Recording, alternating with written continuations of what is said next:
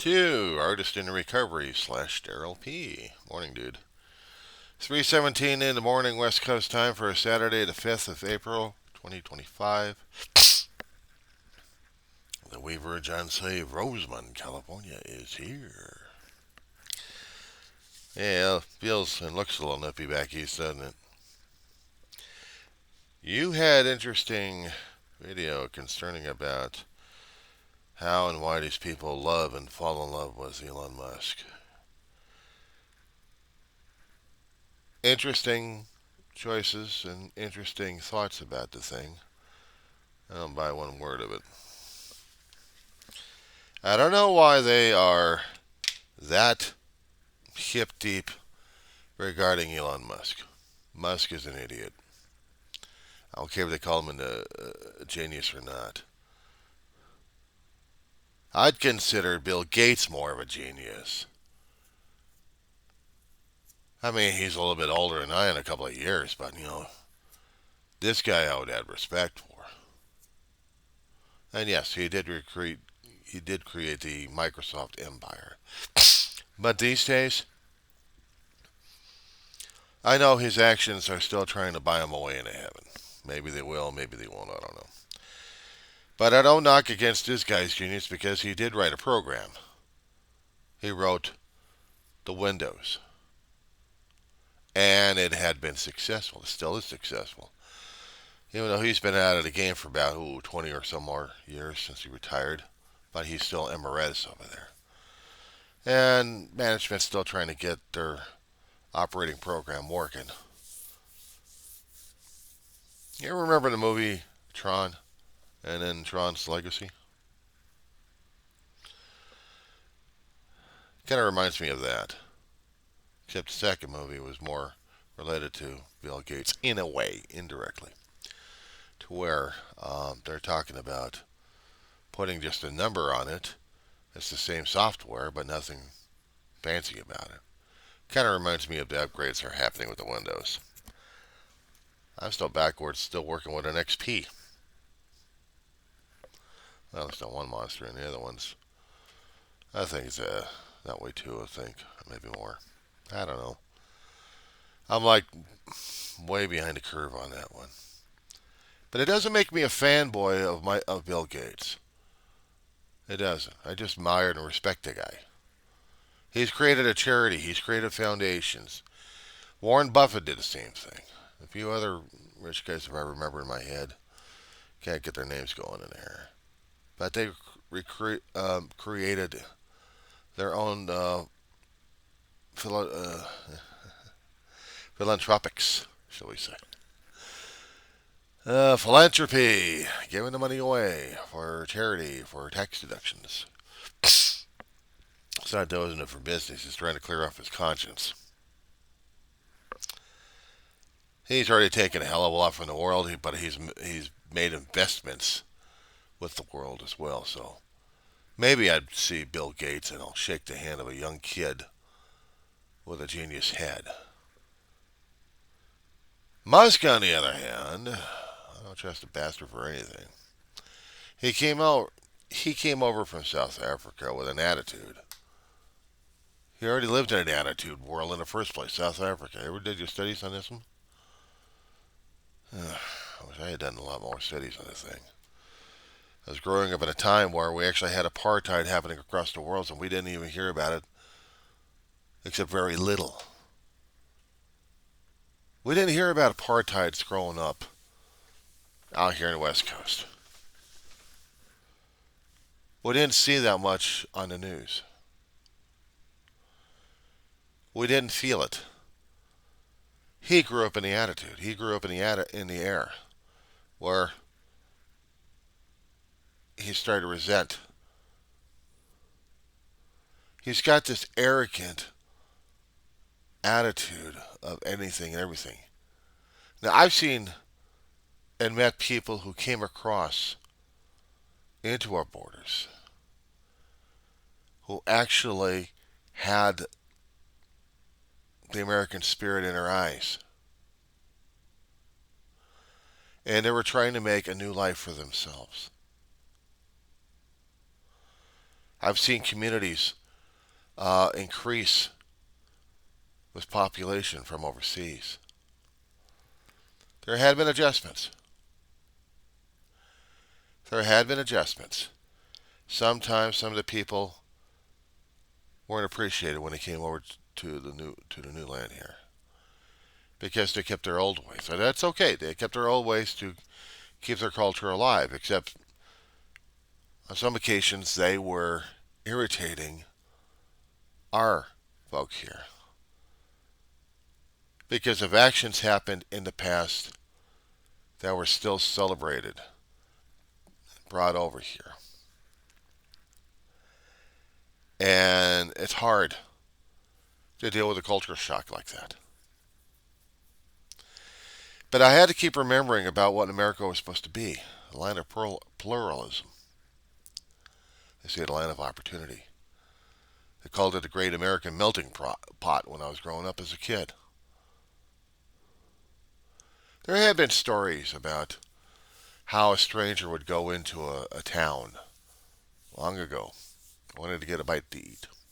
Nobody would help him. Nobody would feed the guy. But they wouldn't even deal with each other either as much. You ever heard the story of stone soup?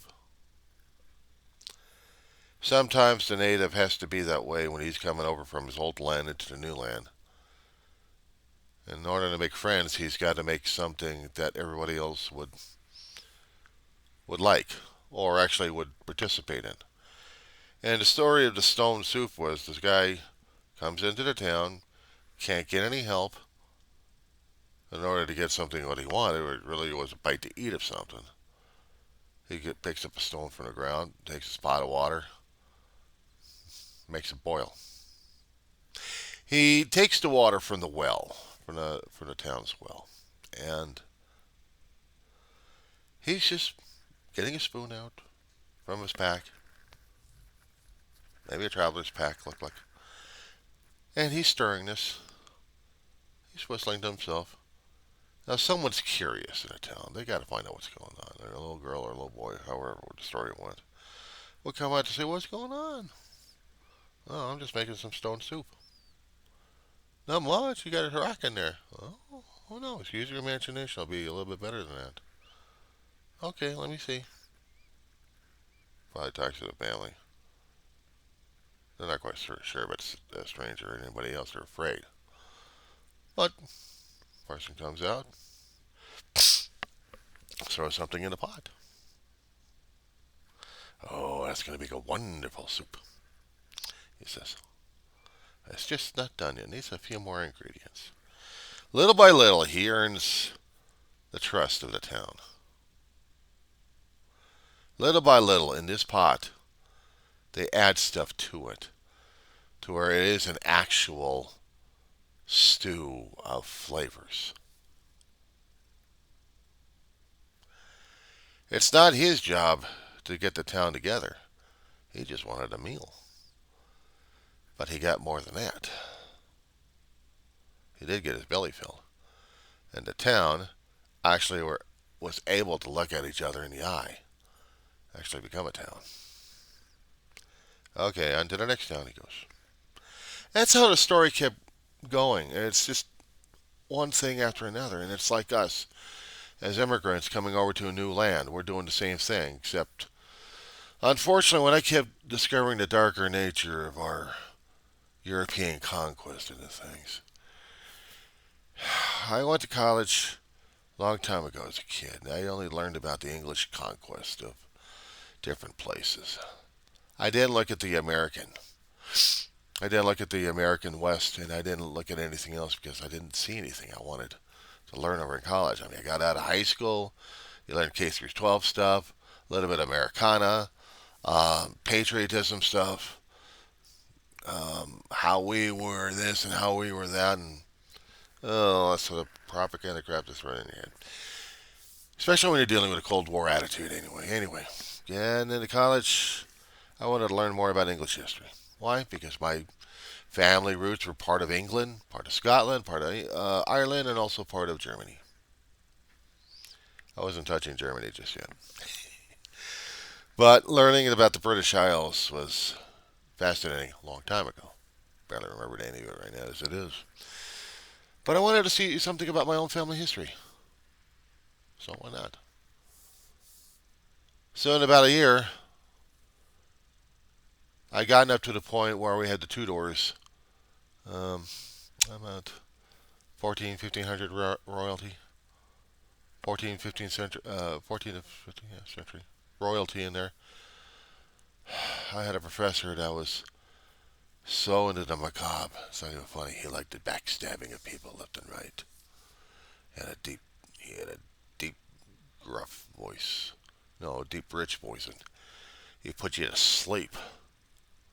It was stuff he wanted to teach to the class about the time of darkness in the European realm, especially in England, and how the royalties were plotting against each other. He always had this thing about plotting against each other. Instructor before him, he was animated enough, and he's telling you how these people were coming across the European waters into the British Isles, soon to be British Isles, and learning how to struggle with royalty being built up in there, and also the Roman conquest. I mean, that information, and also about agriculture, horticulture. I'm listening to this stuff, and I'm drinking it in as a kid. Oh, hell, 19, 20, 21. I'm a kid during those days. It wasn't really relevant to what I was learning these days, but I learned just enough about American history, at least I thought I did. I grew up watching things happening in my own country I didn't think possible. I heard and read about riots, wasn't quite sure about it until I experienced them. And it was freaky as hell. I learned not to hate the immigrant. There was a hell of a lot of culture I grew up with in the San Fernando Valley. A lot of my videos earlier on, I tried to tell people about where I was growing up from and the environments that I lived in. I lived in the city of Los Angeles, then in my later adult life in the county of Los Angeles. Now I'm in Kern County, the armpit of the Antelope Valley, California. But the places I've been in were microcosms of different places that people had immigrated to or even developed throughout time before the European colonists came in. That was LA in Southern California for you. We had our own microcosms. We had our own, well, hell, we were the foreigners coming into the country anyway. We were. We were coming into a strange land. Trying to make it our own. Trying to make it our home. There's nothing patriotic about it. It's just a feeling of home.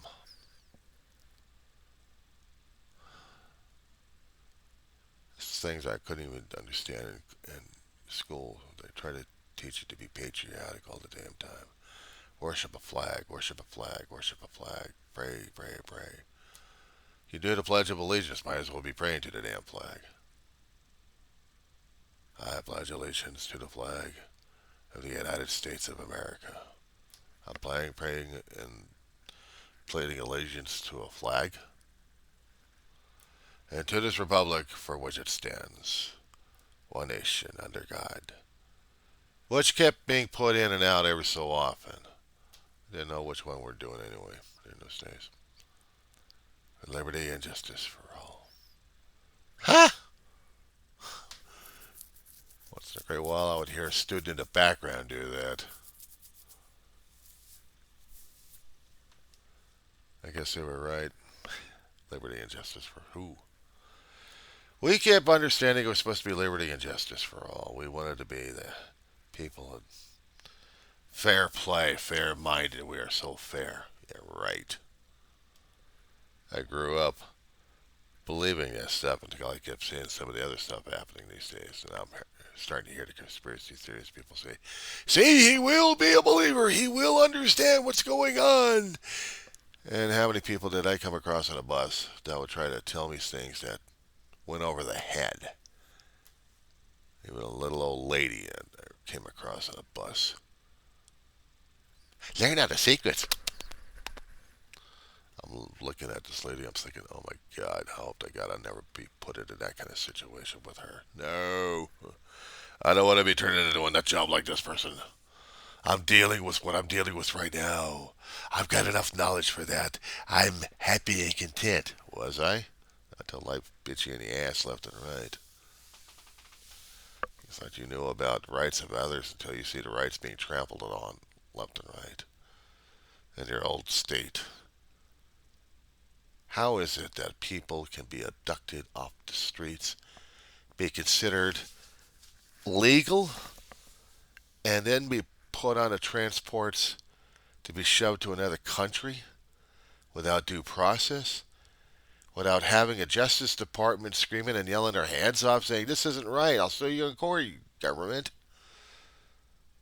No, I'm living in a time where due process and the Constitution's getting rewritten by other people who think it's time to destroy the government we fought and died for. All of our ancestors fought and died for.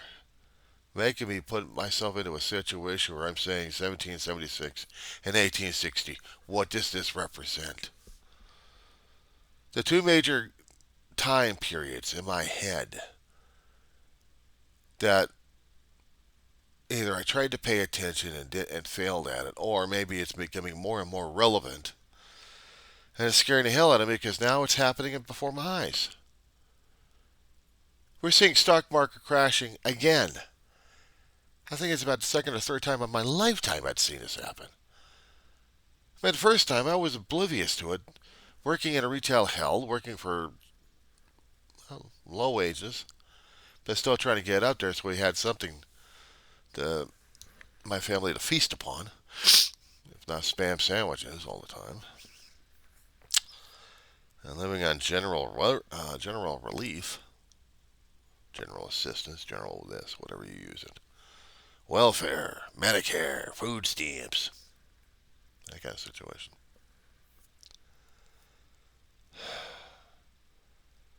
Back in 2008, when the market was crashing, the bubble crashed, I thought it was just a real estate bubble. I didn't expect the whole damn world to be collapsing upon itself regarding the financial situation. I didn't know. I didn't understand about it. There was nothing about it.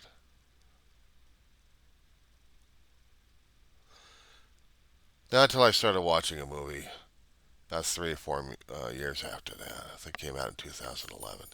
Too Big to Fail. It came on HBO. And I'm watching this thing. I'm like, that's what happened?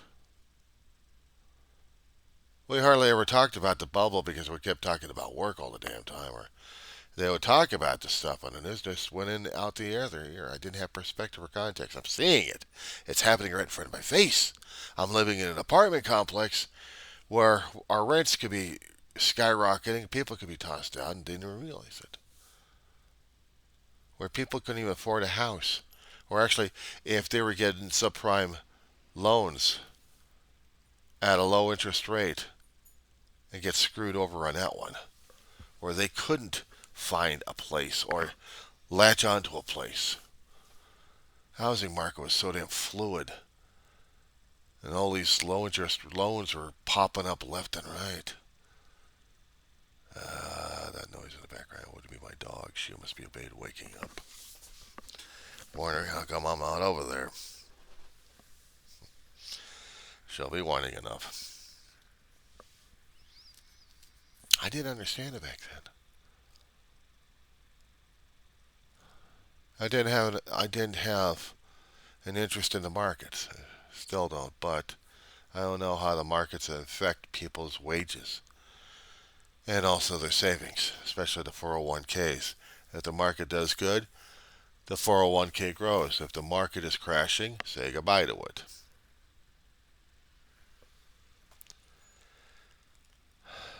I never would imagine in my lifetime I would see a government system collapsing upon itself.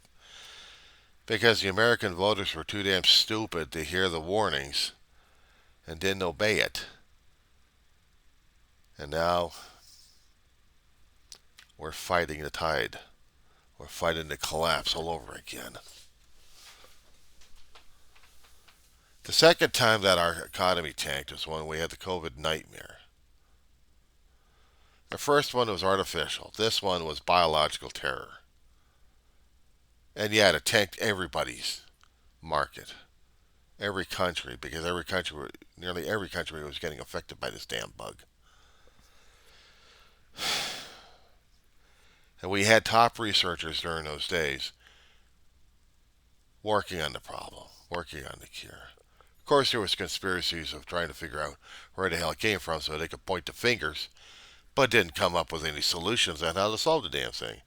Unless you want to talk about bleach going through your damn system, how to kill yourself. Or get yourself inoculated from the bug by getting yourself contaminated. That's what I kept hearing from some of these damn politicians. In fact, one of those assholes is in charge of the Department of Health. He wants to gut it. Department of Education. You got somebody in there who wants to gut it.